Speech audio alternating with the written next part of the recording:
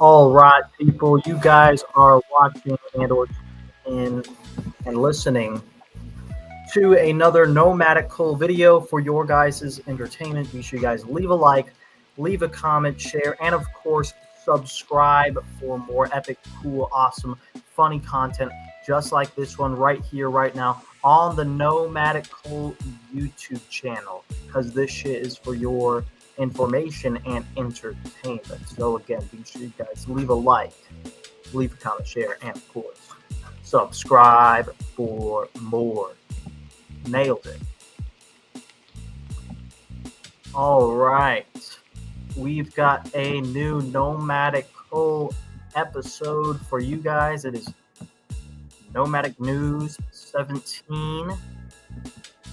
I hope you guys are hyped for it, just as hyped as I am, because I'm pretty stoked. I'm excited, and I am certainly ready to see exactly how far this is going. All right, we've got one viewer so far. I'm excited to see, though, what is going on in the news today. So let's start off with the weather. Ladies and gentlemen, in my local region, for a majority of the day, it was pretty much cloudy, cold weather with some showers, scattered showers. But after that, it sort of cleared up and it got nice and hot. But then after, it got really, really moist and humid. And yeah, there is Rexus Prime, my man's. What is up, man? What is up, Rexus Prime? Glad you could join us. But yeah, it was hot and sweaty, and now it's starting to cool down as the day basically comes to an end, as most days do. So let me know in the comments, how's the weather going on in your local area?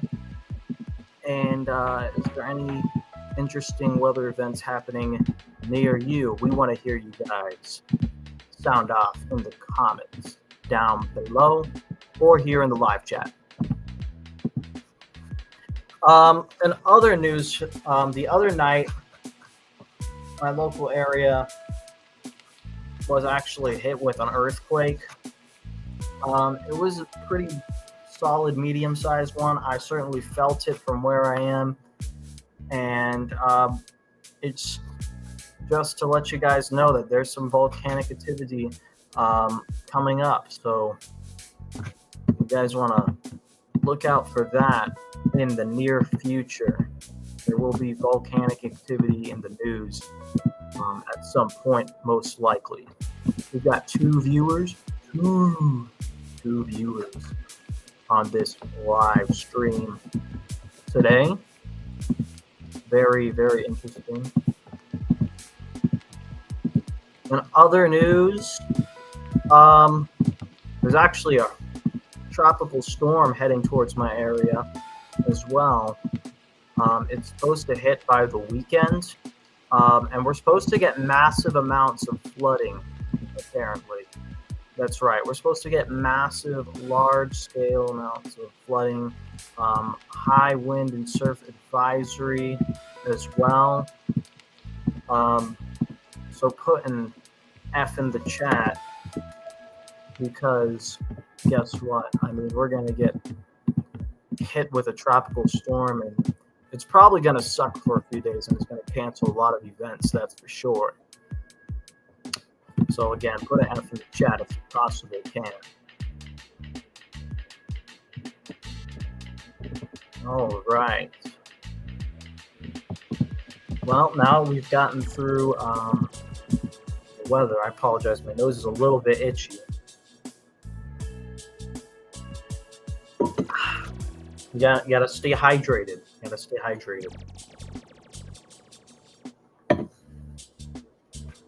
Just some high quality H2O.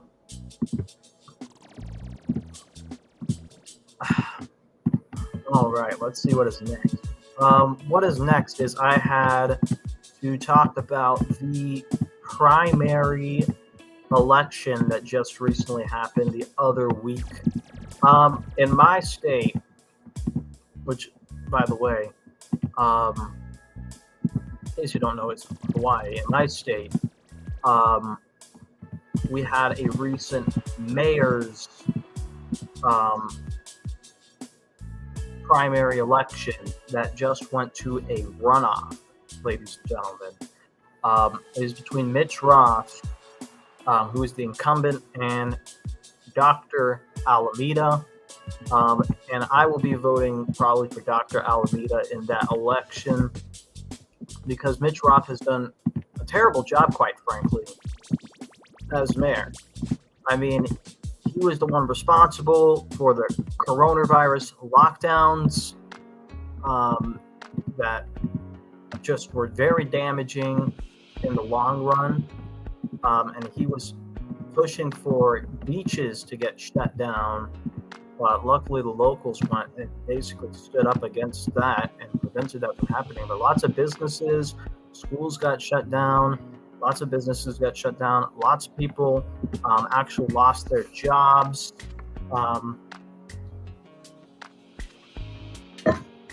It was crazy.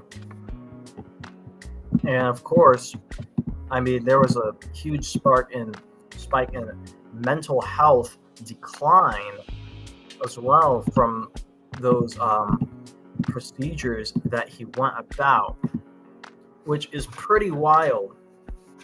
So, yeah, I mean, considering what Mitch Roth did to us back then, Rexus Prime says, I really need to ease my paranoia. Why? What's going on, bro?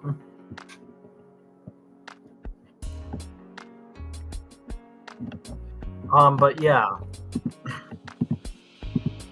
I mean, considering that he put us through that, and then he failed, he just didn't do really anything about fixing roads or very much infrastructure. There's a little bit of infrastructure under him, which I would say was a good thing. I mean, we did get a new shopping center, but I mean, the guy is just not a nice guy, and overall, he is a little authoritarian, and I'm not a fan of him personally, Skip. I'm just not. There's other policies that I don't like about him as well, but the main thing is what he did to all the people back then in 2020.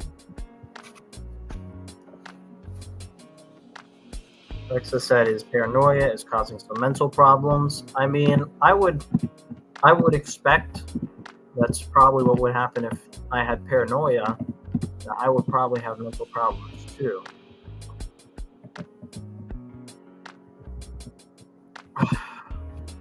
Hold on.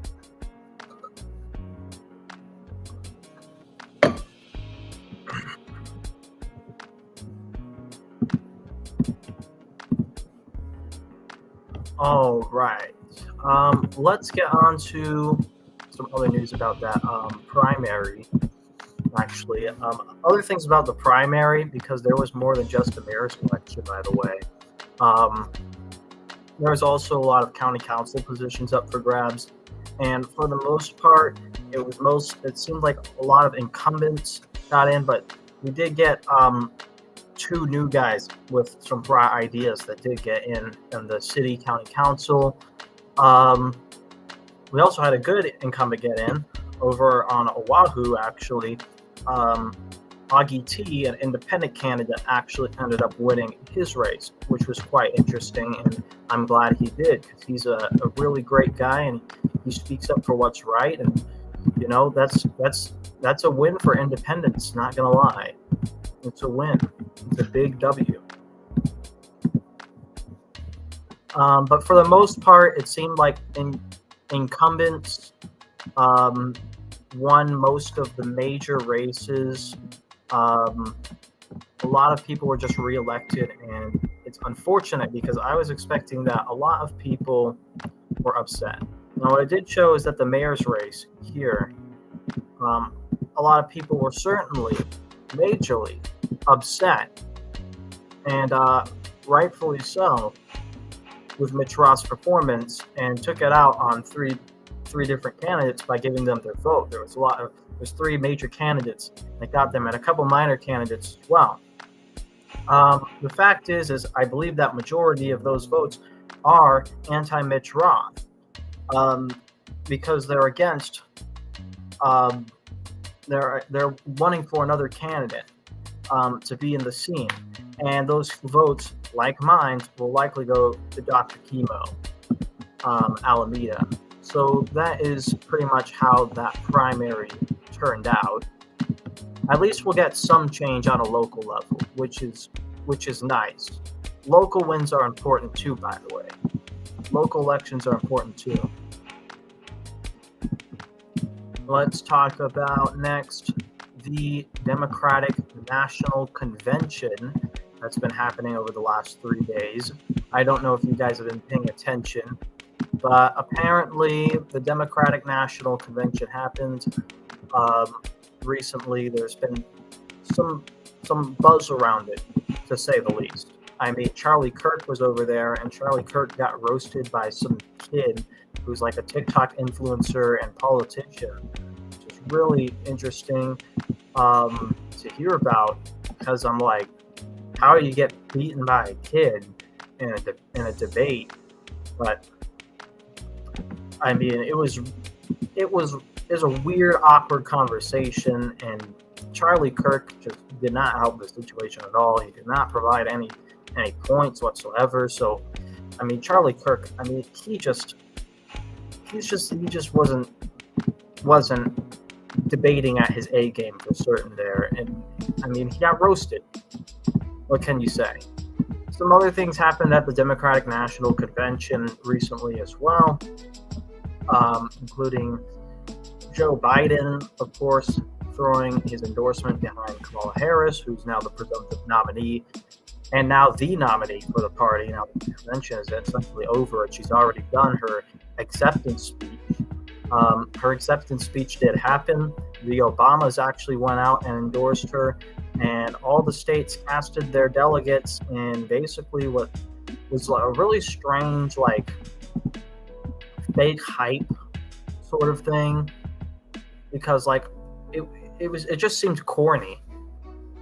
It seemed corny to me, at least what I viewed.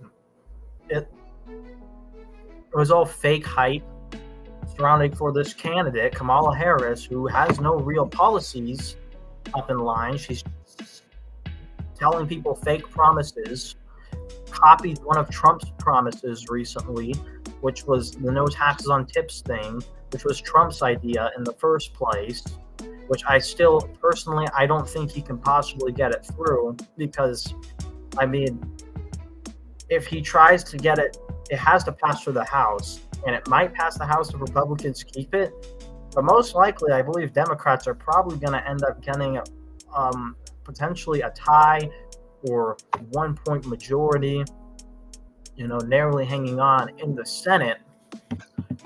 So, I mean, it's unlikely that it'll pass in the Senate, and it's not going to fall through, realistically speaking. And if that's what you're voting for Trump for, then I'm sorry, but I mean, odds are he's not going to be able to come through with that promise.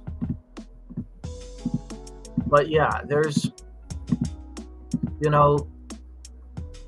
Kamala Harris is just not doing, anything as far as policy. She's not answering any hardball interviews. She's doing all these easiest route to the Democratic National Convention, and she's supposed to debate in September. And we're going to see how that debate shapes out soon, who will be participating in it. Kamala dropped out of the Fox News debate, I hear. So, who knows? We might not have debates.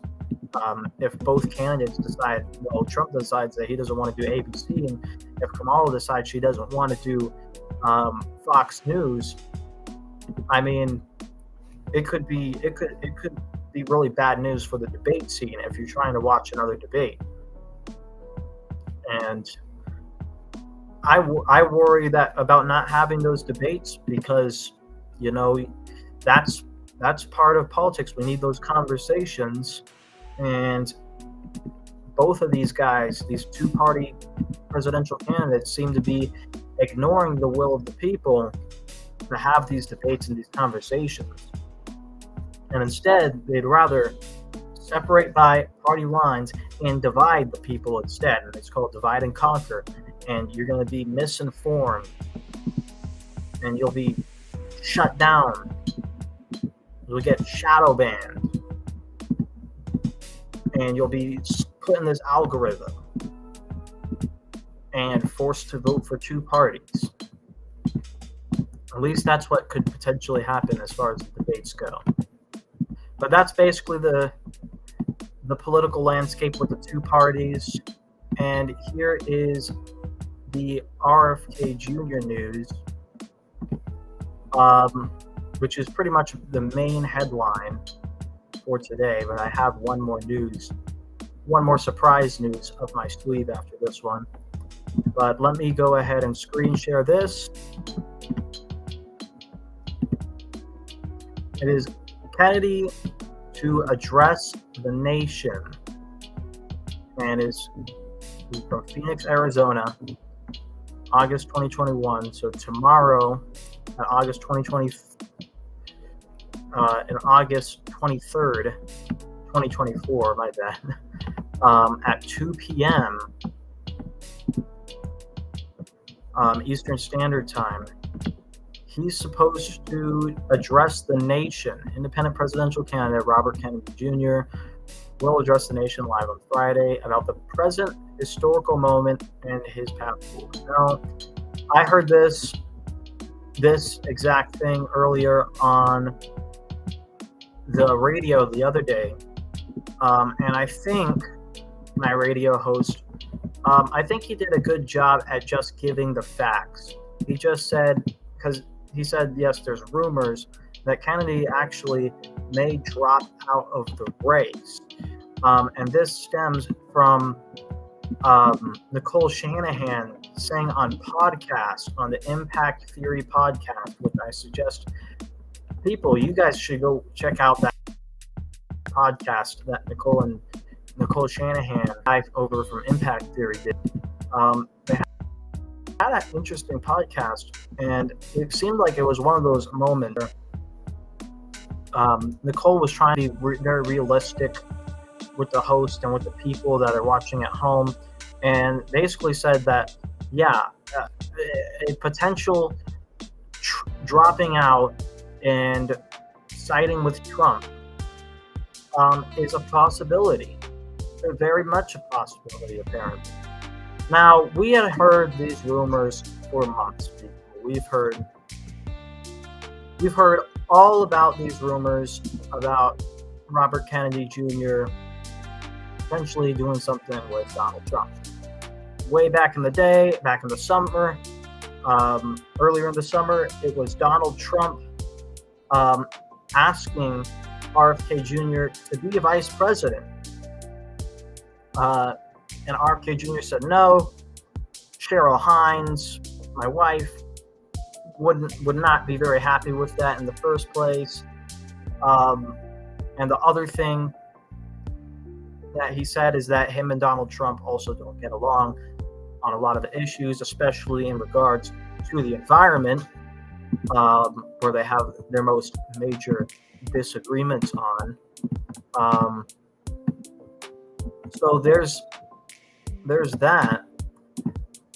And then after that, it was Donald Trump trying to poke fun at RFK and trying to roast him and tease him online, and then RFK clapping back, in this sort of back and forth, RFK Jr. on Twitter, or X, as Elon likes to call it, while Donald Trump, of course, on Truth Social, which is basically just Republican-centered social media. Really, Trump's the only person I think I know who actually do Truth Social. I mean, so there's probably a bunch of the guys from like TPUSA and fucking Heritage Foundation members, and fucking JD Vance, of course, and whatever, all and Daily Wire people all on top of that website as well. But I mean, that's what you really would literally call a Republican echo chamber, essentially, if you're on that site. So like, you kind of have to actually look at sources if you're on that site, and you should look at sources outside of that site as well and compare them and contrast them if you want to get the actual facts. But yeah, apparently this event here, it's going to happen tomorrow early in the morning. It'll be live stream on X and other social channels, and that's all they're given. There's a rumor going around that says that it's going to be at that this is going to be at Donald Trump's rally, because Donald Trump put a poster saying potential special guest with a black silhouette character behind it.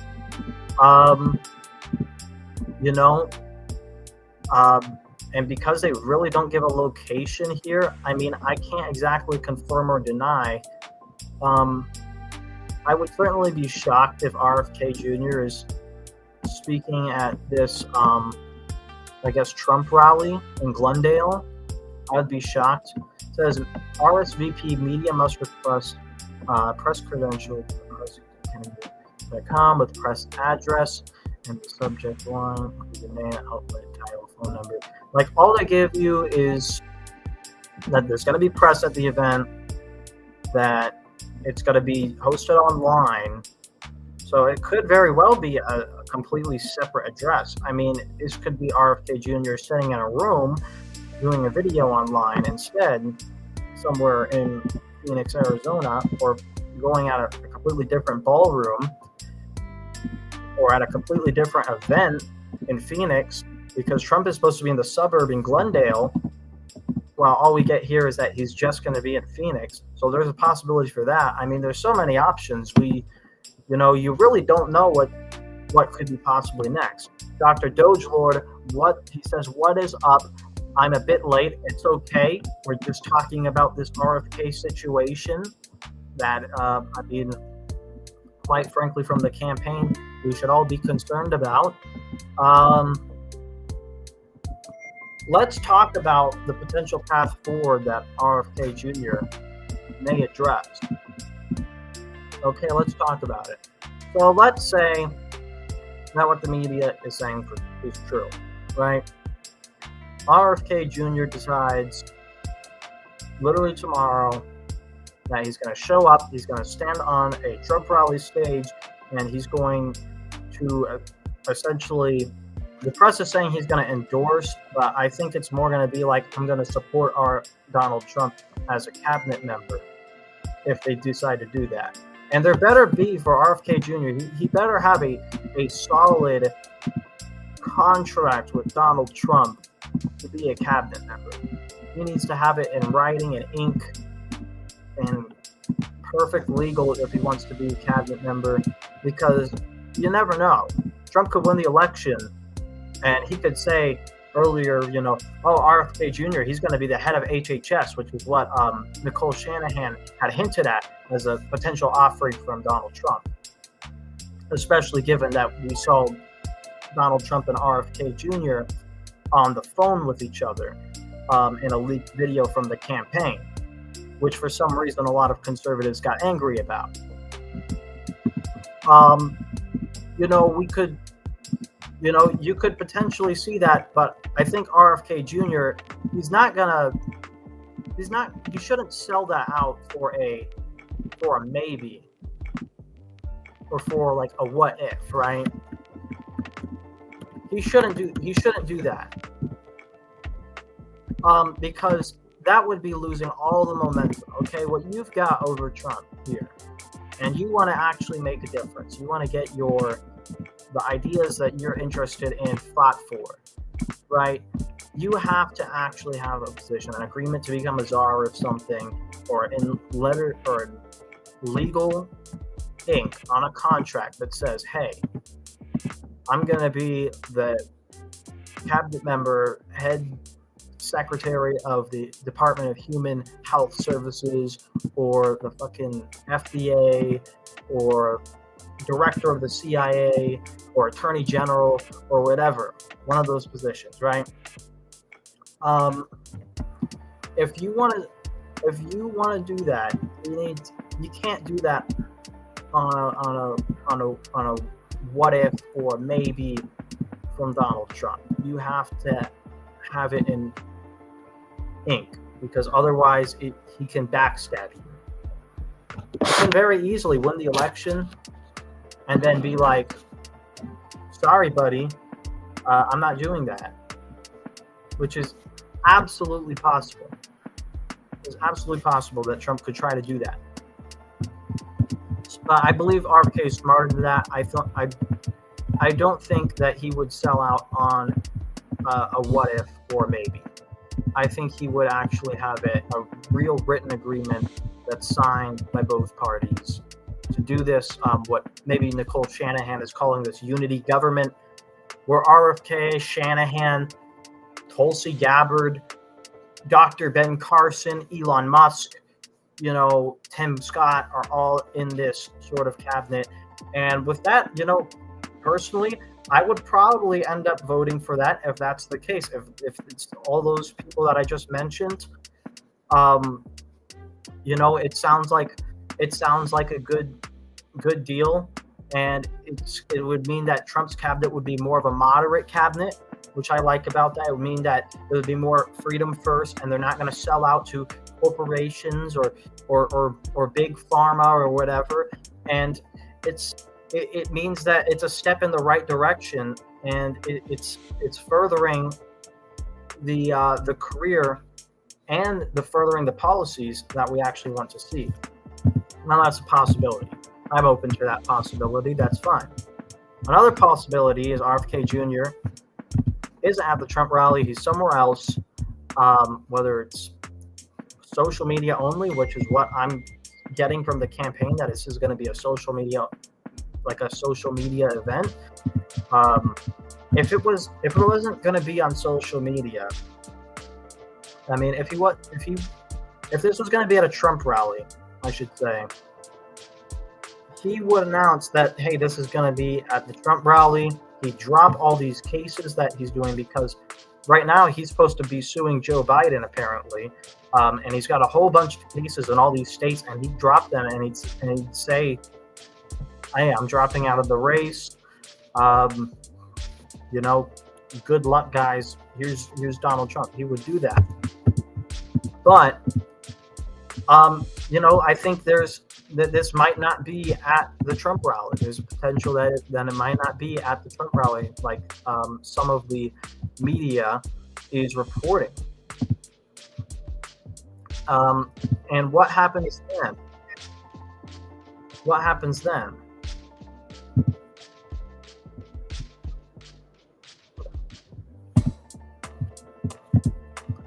I think what you get from that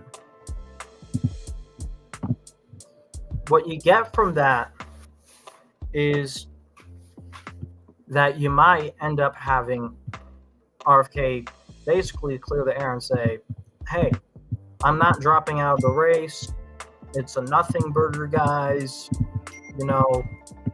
We didn't come to any formal agreement of any sort, and the campaign carries on as normal. And it's mostly a grassroots effort, because it seems like Kennedy Jr. is really tied up with a lot of these lawsuits. So most of the effort for the campaign is grassroots. Most of it is people like me making videos or posting to social media. Most of it is people going out and tabling and canvassing and sign waving and doing online activism, Zoom meetings. I mean, that's what you see on the campaign. You see a lot of people have created these different groups for every state, and every state is just working to try to get this guy in office. So there's a possibility that it is just a nothing burger, and maybe you could say maybe it's a smart strategy by RFK. He'll get some hype around him. The media will get to talking about that. He'll have some 15 minutes of fame for a second, and people might start talking about the campaign again, because they certainly are now. Everyone is expecting him to drop out and endorse Trump. Well, there's a possibility that he's not doing that, and because nothing is confirmed yet. There's nothing confirmed or denied. In fact, recently it's been announced by Amaryllis Fox that they're actually looking at several different options that the Kennedy campaign is going through, and I'm trying to explain to these other options as well. Now, there are some positives to staying in. For one, if you stay in and you make 5%, you get to keep your party. And that in itself is huge because you've dropped $20 million on ballot access. You're still going to court and suing these states. You're planning on suing Joe Biden for censorship. I mean, why not just go all the way at that point? Because if you get that 5%, and most likely you're probably going to get more, I'm estimating, I'll be generous. I estimate between 8 to 12, maybe even 12.5, 13% of the vote to go to Kennedy. It shows the media that, hey, there is there's an actual independent movement and actually trying to fight for this country. And then you also qualify for $13.5 million of public funding, ladies and gentlemen, which means, and you could start your campaign running as much as like 3 years prior. You've already got the Secret Service protection, at least for this election. You might have to reapply for it, and you might get it again. At least you should, because they've given it to you once. They might as well give it to you twice. You do all of that, and what's up, Dexter? You do all that, and you have a potential to open a door for 2028, the 2028 election. Maybe if you get enough support out there and the grassroots effort is really good, maybe you even win an electoral vote. Maybe you win Maine 2nd District, and that puts a little purple spot on the map. And that shocks the world. That in itself shocks the world. That's a potential possibility. And, those are really the main options I'd want to say, is dropping out or staying in. Dropping out or staying in. That's the main things that's going to be asked. But the third option is that it's some sort of 4D chess. Maybe Kennedy is going to use that time to talk about issues and release a poll. I've heard that there is potential, at least from Larry Sharp, that there's a potential option that RFK Jr. could actually go ahead and somehow endorse Trump in some of the states and then keep his grassroots efforts in others. I'm not completely sure how that would even work out. I mean, it's definitely a possibility for the states that he's already gotten ballot access on, that he just has them all run state campaigns as basically protest votes, and you just see what you get there. But I feel like that is a very interesting and very niche situation that, in all honesty, I just think it's unlikely to happen. I think Larry Sharp is more right that RFK Jr. should stay in the race, absolutely, because of the positives that go to it. But if he drops out, and if it leads to some sort of unity party, as has been mentioned, I'm okay with that too, I guess. Look, I will hold, if that happens, I will hold my nose and probably end up voting for Trump or sit out. It depends on what the cabinet looks like. If Donald Trump's cabinet is filled with has RFK, Tulsi Gabbard, Elon Musk, Dr. Ben Carson, as I said earlier, then yeah, I'd definitely consider it. But if it's the same neocons as last time, and I've heard already the sources that he's still hanging out with a lot of these televangelists and Mike Pompeo and fucking that other guy, he is like, that is the swamp. That is neocons, and that's not how you actually be pro-America, ladies and gentlemen. That's not the guys that you want behind you. But we'll see. We'll see. I mean, all we can really say for it is that, I mean, let's just be honest, is that we just don't know until tomorrow morning. So hold on tight, hold on to your hats. It's gonna be a wild one, ladies and gentlemen. It's gonna be a wild one. It's gonna be crazy, Skill. It's a big day tomorrow for sure. I've got a feeling about it. But for me personally, I think the benefits to staying in outweigh all the negatives of losing all the support of the Kennedy Shanahan coalition that has been put together, and destroying all that progress and throwing away all that money, throwing away the lawsuits, throwing away these future events. Let me show you up here, actually. That, ladies and gentlemen, there's still events on the Kennedy campaign that say, that show that there's an idea for the future. Because look, you still got this Sunday prayer circle here.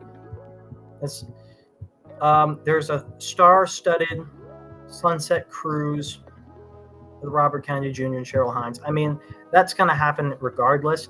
I mean, but imagine how weird it would be for the attendees. If he drops out here on August 2023, the guy or girl or whatever or couple that goes to this event as a RFK Jr.'s, fan, an absolute stan of RFK Jr., who donated like $150 or whatever for this thing and got sent on this, like, you gotta feel like they would probably be questioning, well, why the heck did you do this just to drop out? Why didn't I give you all my money? Or you're just gonna drop out? I mean, sure, it's a fun cruise, I guess, but like, why would you do that? And then there's this. The Omaha voting rally still scheduled for September 15th. This is the only other long-term event that's scheduled out, but it makes you wonder, why would he host a voting rally, and why would he keep this up? It literally says RFK Jr. attending right here. Why would he keep this Omaha voter rally up if he's planning on dropping out? It makes little sense to me, Skip. It makes very little sense to me. I don't know. What do you guys think? Let me know below in the comments. And other news as well that was actually leaked by Nicole Shanahan from the same interview where they said that he is considered dropping out with the Impact Theory podcast. Nicole Shanahan also hinted at a potential 2026 California governor's run, which I would certainly be interested in. I would certainly follow if it does come to fruition. But we'll have to wait and see, guys. We'll just simply have to wait and see. And lastly, up my sleeve, I've got a surprise story for you. And it should make you a little bit upset. I'm sorry, guys. It makes me upset, certainly. Now, ladies and gentlemen, it is about former pro wrestler, former Navy SEAL, and former Minnesota independent governor, Jesse Ventura. Now, ladies and gentlemen, in my past, I've always been a fan of Jesse Ventura. Great guy. He ran a great campaign back in the day. He actually showed that, hey, I can break the system, I can be an independent, and I can win. And independents can win. You just need to run a really good campaign. And that's what we saw with Jesse Ventura before.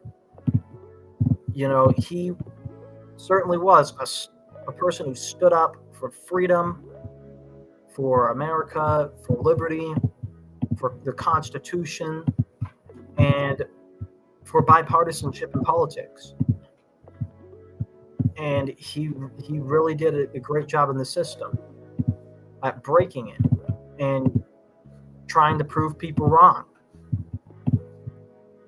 But now it appears that Jesse Ventura has joined the system that he once strove to fight. He's become part of it, and the reason why is because he is now endorsing Kamala Harris. Apparently, that's right. You heard me. Jesse Ventura has decided to endorse cackling Kamala Harris. Let me show you guys the screen share.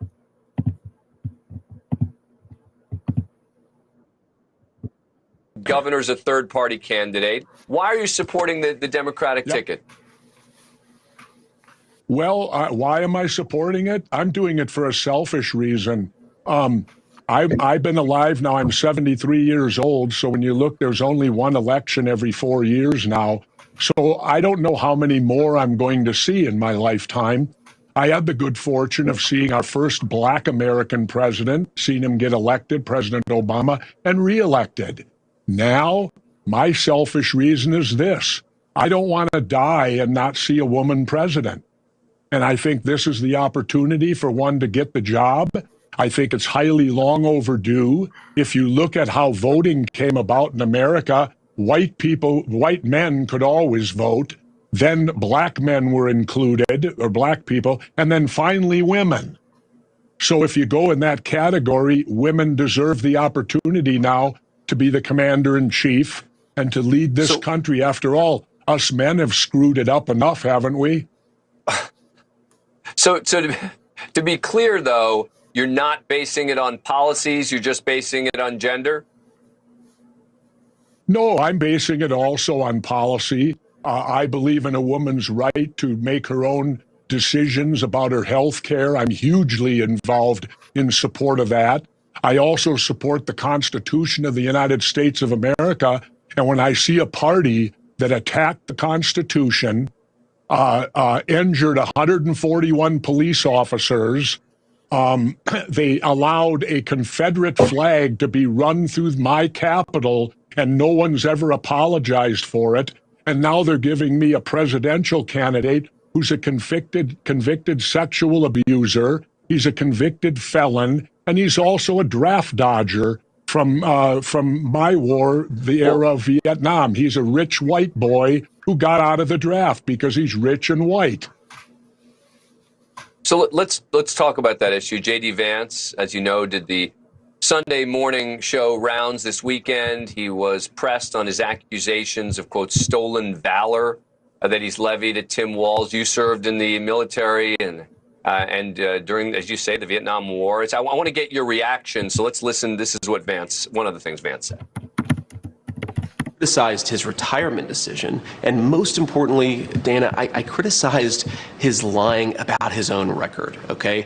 This is a guy who was captured on video saying, I carried a gun in war. He never went to war. I'm not criticizing Tim Walz's service.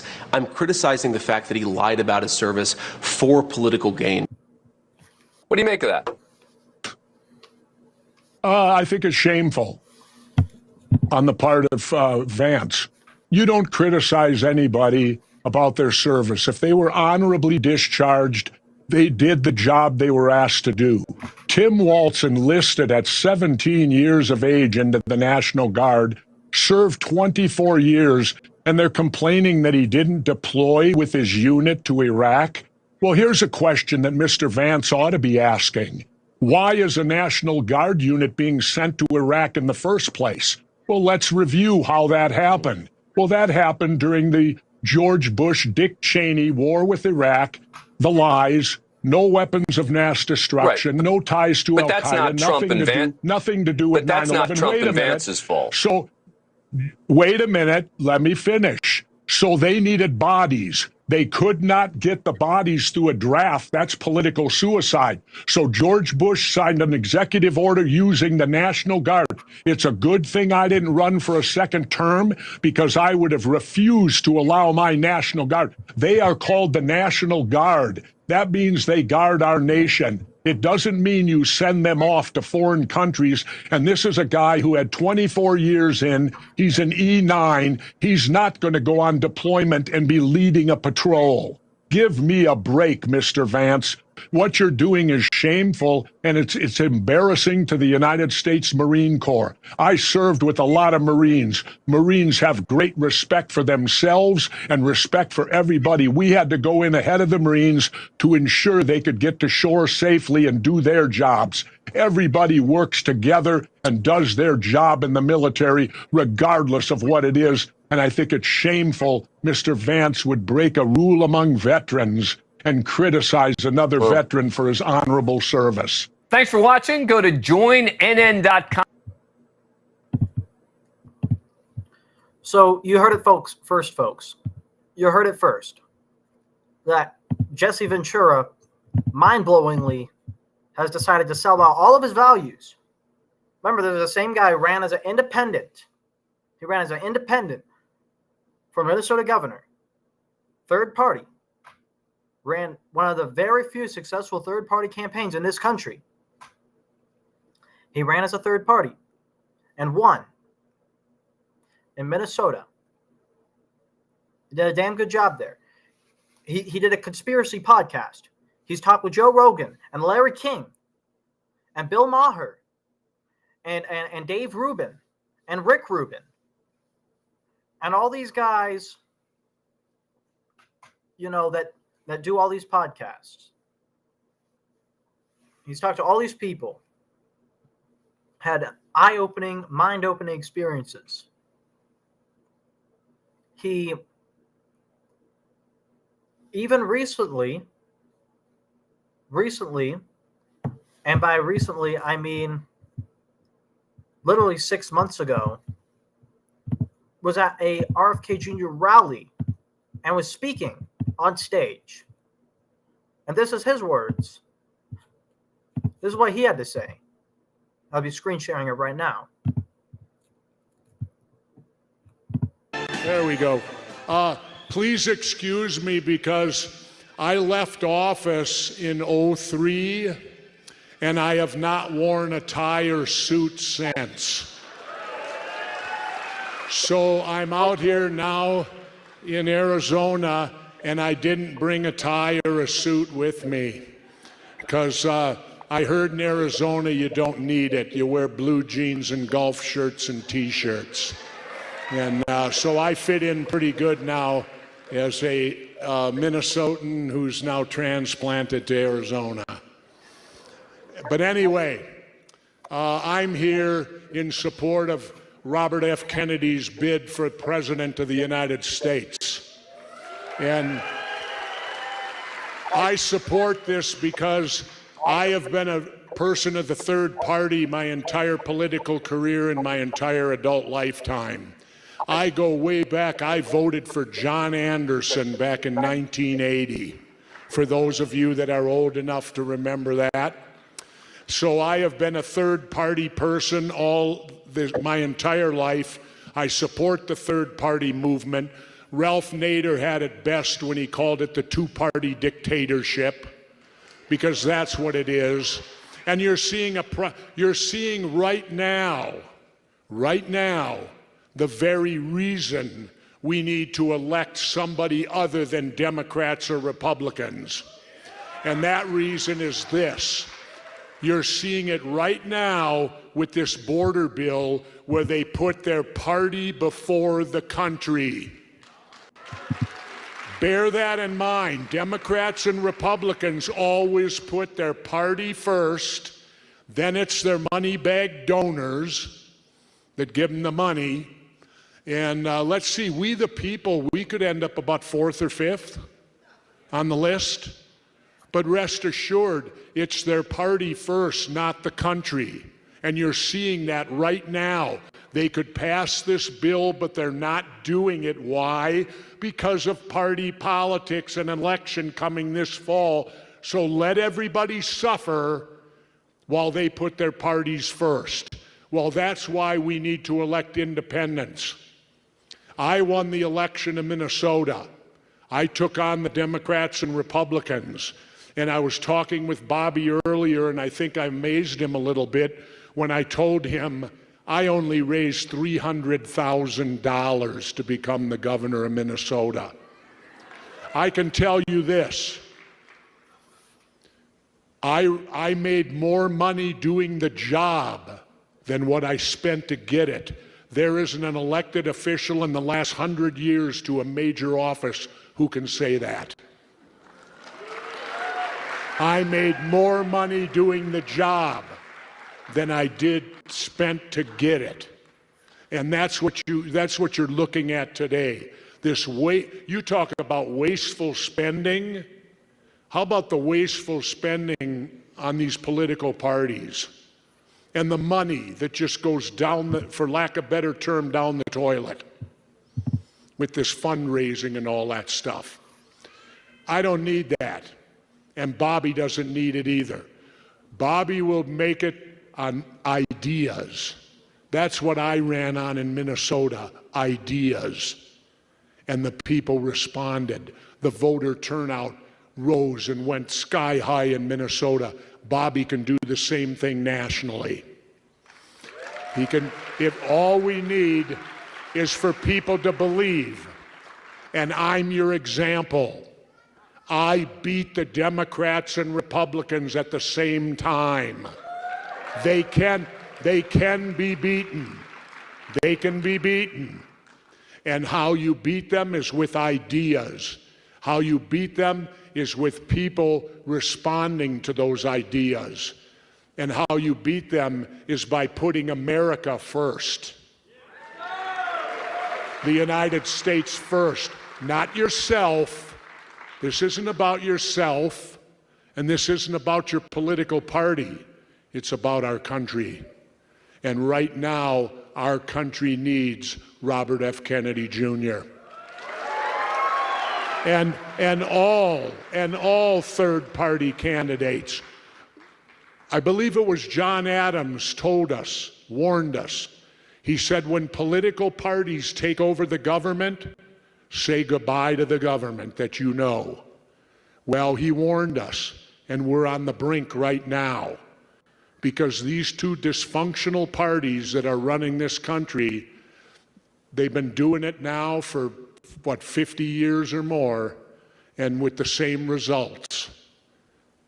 And they don't have you in mind. They got themselves in mind. So we need to elect people who truly understand what public service is about. And when you talk, I'll say this to you, and I'll finish with this. Imagine the world we would live in today if the two Kennedys would have lived.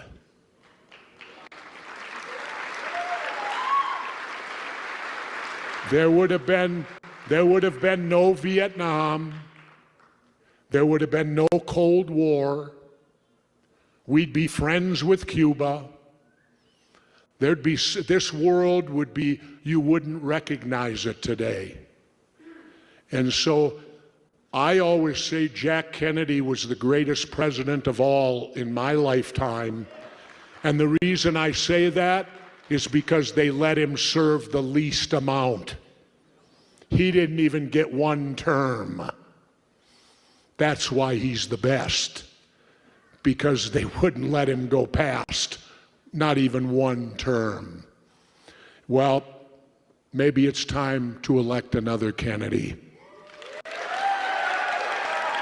And so on that note, please let me introduce to you a friend of mine, and I'll go back the many 20 years ago when they came to me and Robert's son Connor had a dream, and I had a chance to fulfill his dream. And his dream was a simple one. He wanted to go scuba diving or diving with an authentic Navy frogman. Well, I provided the authentic Navy frogman, and Connor and I had a great day diving down in Cabo San Lucas at Land's End. I'll remember it my whole life, and I sure hope Connor does too. But on that note, let me introduce to you who I hope is the next president of the United States, Robert F. Kennedy Jr.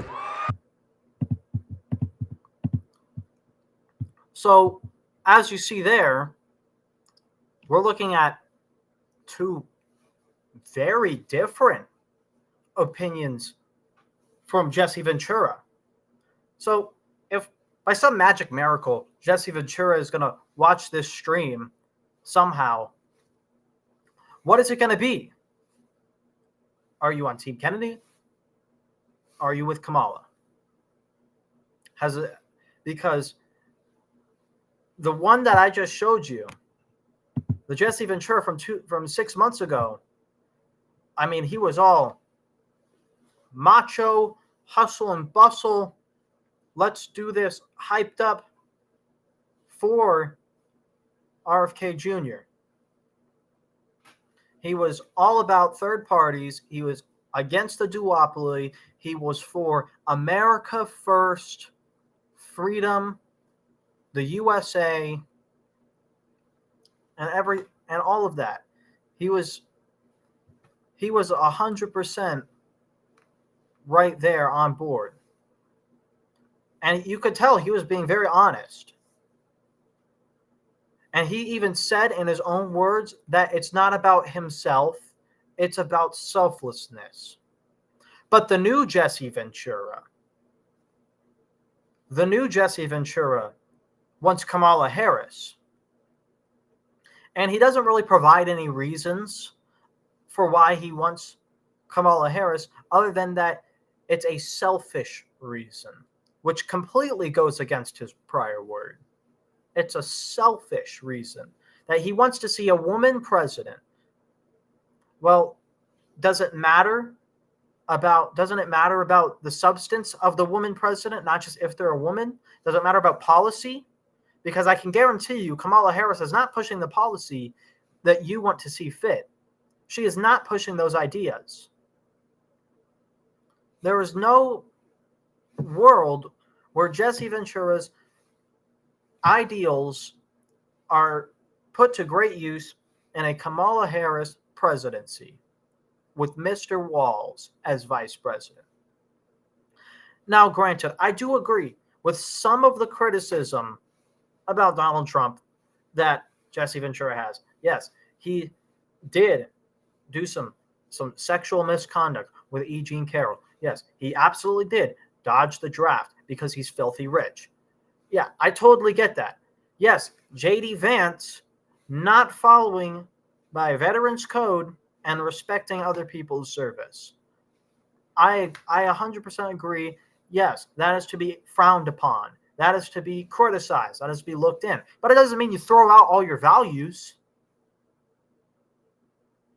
So what is it going to be? It seems like the newest message is probably the message that you're going to hear for the rest of the election, unfortunately, unless something turns around magically tomorrow. Unless the campaign of Mr. Kennedy could somehow stay alive. But unfortunately, it looks like the two-party system has they've worn and torn, and it's really sad to see. They really tried to crush this campaign. They've tried to silence us. They've tried to shadow ban us. They've tried to censor people. They've smeared people. They smeared RFK. They've utilized the dirt sheet media and lies and deliberately misrepresented information. They're not trustworthy news sites. They're dirt sheets. They're fucking dirt sheets, people. They're dirt sheets. They rigged polls. They put people inside the campaign with the intention to sabotage the campaign, which is what the Political Dharma, which is a podcast that I do watch on YouTube, and I recommend you guys check them out. The Political Dharma said that maybe this rumor for RFK Jr. Endorsing Donald Trump and dropping out is coming from one of those campaign people leaked to the press. It may be coming from a former campaign staff member that is, that is trying to sabotage the campaign. Because it's a completely different narrative that you're seeing from the news, who's saying they have anonymous sources, versus what you hear from Nicole Shanahan herself, and what you actually hear from the campaign. It's a mixed up, hodgepodge, cobbled together thing, which is what Larry Sharp says and believes that this next that this interview is going to be. It's going to be a lot of things cobbled together. At least that's what he said today. You know, I really don't know what to make of it. We'll see what goes on tomorrow. I made a poll that you guys can check out recently on my YouTube channel in the community section. If you go to it, there's a poll there that you can vote what you guys think is going to happen tomorrow. And yeah, I mean, that is pretty much all the news for today. I hope you guys have a great day. Again, if you guys haven't already, be sure you guys leave a like, leave a comment, share, and of course, subscribe for motherfucking more epic, awesome, cool, funny content just like this one right here, right now on the Nomadic Cool video, because this shit is for your information and entertainment. Thank you guys for coming in. Goodbye. Have a good night.